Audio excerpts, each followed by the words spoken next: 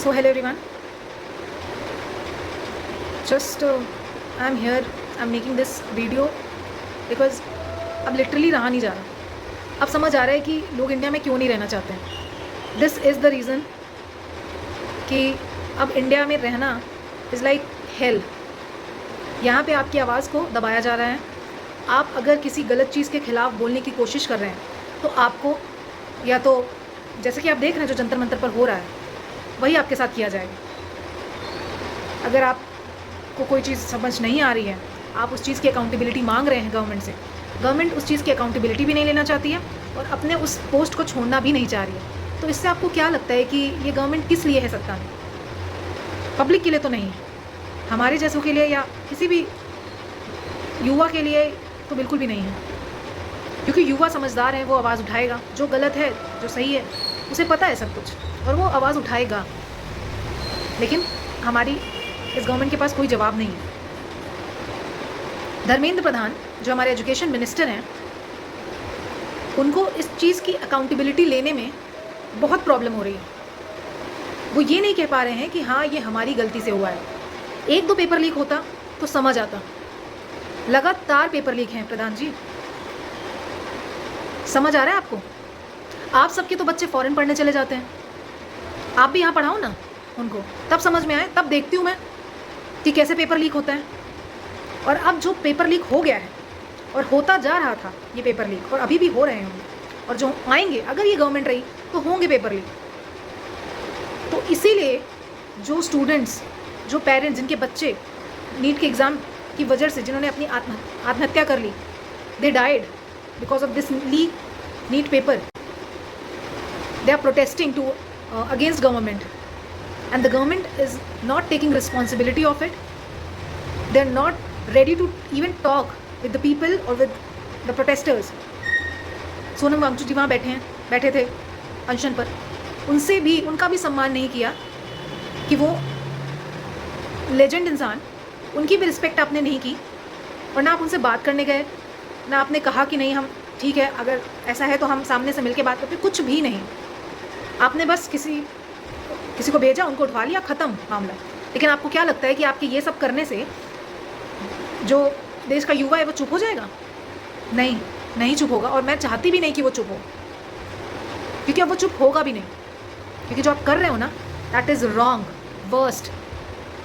आपका ये काम बनता है कि आप पीसफुली, जैसे वो प्रोटेस्ट कर रहे हैं पीसफुली, आप भी पीसफुली उनसे कम्युनिकेट करें, उनके सवालों के जवाब दें, उनकी जो भी क्वेरीज़ हैं, जो भी डाउट्स हैं, और जो वो कह रहे हैं धर्मेंद्र प्रधान के रेजिग्नेशन के लिए, वो आप उसे एक्सेप्ट करें. Because Dharmendra Pradhan is responsible for the paper leak. अगर वो उस पोस्ट पर हैं, एक अगर एजुकेशन मिनिस्टर अगर ये सारी रिस्पॉन्सिबिलिटी संभाल रहा है, तो हम उसे ही पॉइंट करेंगे उस चीज़ के लिए जो चीज़ ख़राब चल रही है. आपकी गवर्नमेंट डिक्टेटर वाले मोड में आ चुकी है.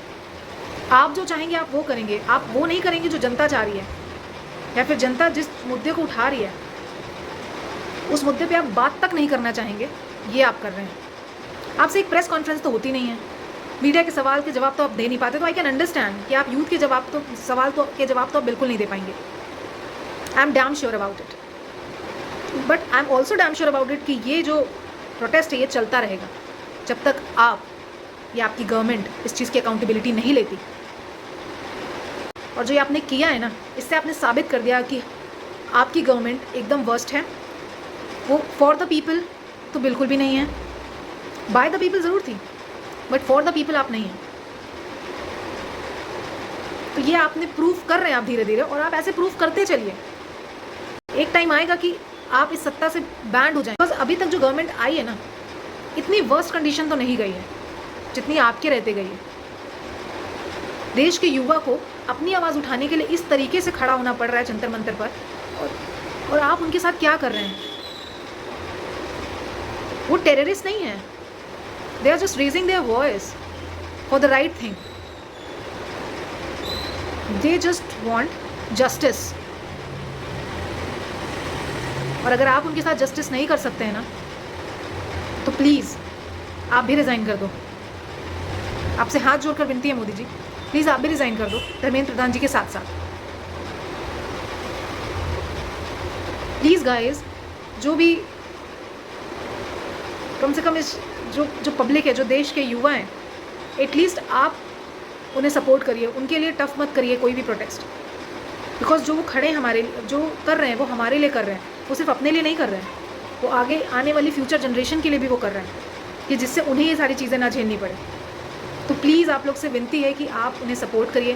मैं CJP को सपोर्ट करने के लिए बिल्कुल भी नहीं कह रही हूँ, क्योंकि I am also not supporting CJP, I am supporting the youth of this country who is protesting for us, who is raising their voice for us, for our future generation, and I am with them. So आपसे भी यही विनती है कि आप सब उन्हें support करिए, और ये सारी चीज़ें जो चल रही हैं ना, प्लीज़ इतना प्रेशर बनाइए कि गवर्नमेंट धर्मेंद्र प्रधान को रेजिग्नेशन देने पे मतलब वो मजबूर हो जाए, और अगर वो हमें मजबूर कर रहे हैं तो हमें भी उन्हें मजबूर करना होगा। This is tit for tat, totally tit for tat.